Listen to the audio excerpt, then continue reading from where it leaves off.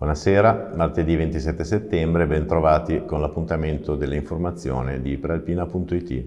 Dopo la bomba arrivata nella serata di ieri, oggi la notizia shock è diventata ufficiale. Umberto Bossi non è stato eletto alla Camera e lascia così il Parlamento 35 anni dopo la sua prima nomina a senatore, datata 1987.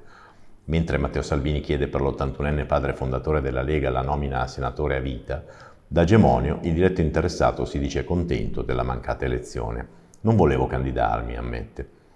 Ma la vicenda della gestione delle candidature apre il fianco alle critiche di alcuni capi storici del movimento, da Giuseppe Leoni a Roberto Castelli. Intanto, in casa del Carroccio, è l'ora delle analisi della sconfitta patita domenica alle elezioni politiche. Oggi in via Bellerio, storica roccaforte leghista di Milano, Consiglio federale per analizzare i motivi del risultato uscito dalle urne. Presenti anche i presidenti leghisti delle regioni, da Attilio Fontana a Luca Zaia a Massimiliano Fedriga. Dopo le critiche nemmeno troppo velate alla gestione Salvini giunte nelle ultime ore, si attende ora la posizione ufficiale dei vertici del partito. Saranno celebrati giovedì 29 settembre alle 15:30 nella Basilica di San Vittore a Varese i funerali di Attia Isber, 81 anni, nato in Siria e laureato a Bologna. A Varese era molto noto per avere fondato il nuovo centro fisioterapico di Via Maspero nel 1986, divenuto in pochi anni un centro convenzionato importante per diagnostica e radiologia, oltre che per la fisioterapia. Un anno fa aveva inaugurato insieme al figlio Malek la clinica che porta il suo cognome, Clinica Isber, all'interno dell'ex convento delle Suore di San Giuseppe. Durante la sua carriera è stato anche console onorario della Siria a Milano fino al 2012. Vittima di un malore mentre sta cercando funghi, viene salvato dal personale del soccorso alpino e trasportato in ospedale in condizioni gravi. Ancora problemi per i fungiati del Varesotto e del VCO dopo l'ennesima tragedia che si era registrata ieri a Mergozzo. Intervento questo pomeriggio, martedì 27 settembre, in località Pradecolo ad Umenza per un uomo di circa 60 anni. Si trovava nel bosco in cerca di funghi, ma ha avuto un malore e ha chiesto aiuto. Subito sono partite le squadre di soccorso alpino, allertati anche i vigili del fuoco, mentre è decollato da Como l'elì soccorso. L'uomo è stato localizzato, messo in sicurezza e portato con la barella per un centinaio di metri fino alla strada, infine trasportato in ospedale con l'elicottero. Disagio giovanile e bullismo, secondo convegno, oggi pomeriggio all'Università dell'Insubria, di un percorso di approfondimento organizzato per sondare l'universo millennial con il contributo di psicologi, terapeuti e docenti universitari. Il servizio con le immagini dell'agenzia Blitz. È possibile prevenire e individuare il disagio giovanile e quali sono le azioni che si possono mettere in campo per sostenere ed accompagnare i nostri ragazzi? A questa domanda ha cercato di rispondere il convegno Giovani Smart organizzato nell'aula magna dell'Università degli Insubria in occasione dell'avvio delle attività legate al bando omonimo Giovani Smart di Regione Lombardia.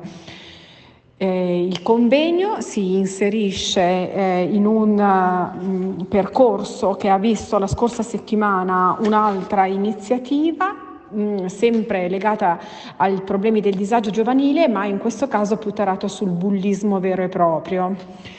Il convegno che si è svolto nell'aula magna dell'Università degli Insubria ha avuto come promotori il coordinamento Informa Giovani della provincia, la provincia di Varese e il patrocinio del comune di Varese. Tra gli intervenuti Giorgio Rossi, a capo della neuropsichiatria dell'infanzia e dell'adolescenza dell'ospedale del Ponte di Varese. Nell'Alto Varesotto continua a crescere la popolazione di animali selvatici che popolano boschi e sottobosco. In questi giorni i cervi sono protagonisti dei rituali dell'accoppiamento tipici della stagione autunnale. Vediamo le eccezionali immagini girate da Pier Giovanni Salimbeni con il commento di Nicola Antonello. In un video si vede un cervo maschio che bramisce, si siede e poi, disturbato da una volpe che vuole conoscerlo, si alza e se ne va. In un'altra sequenza si nota un altro cervo che gironzola attorno a un gruppo di una decina di femmine, cercando di approcciarle. I due filmati sono stati girati nei giorni scorsi nell'Alto Varesotto da Pier Giovanni Salimbeni, specializzato in test su visori notturni.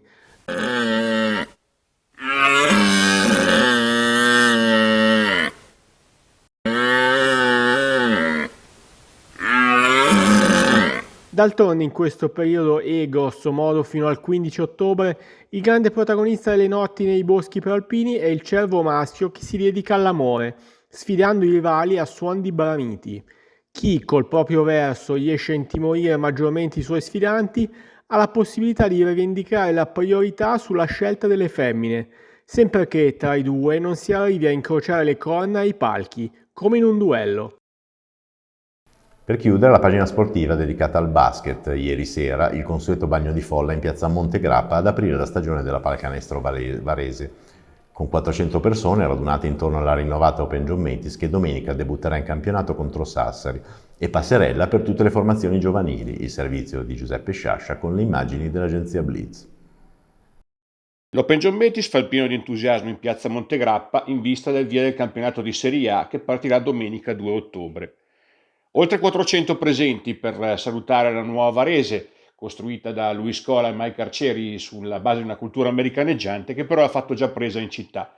È una cambiale in bianco per il momento perché la squadra è stata vista relativamente poco, l'unica amichevole, quella contro l'Uranio Milano di Serie 2, è stata forse la meno convincente delle 8 gare di precampionato chiuse con un record di 3 vittorie e 5 sconfitte, ma con un finale in crescendo come confermano i 107 punti realizzati nell'ultimo torneo contro Reggio Emilia.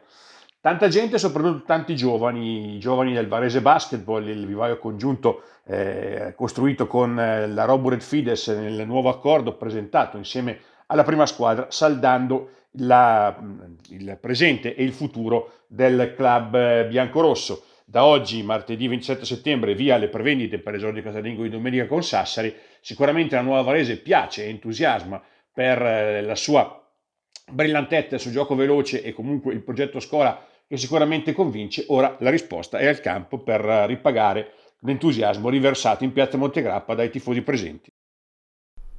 Con questo è tutto, l'appuntamento a domani alle ore 19 e vi auguriamo una buona serata.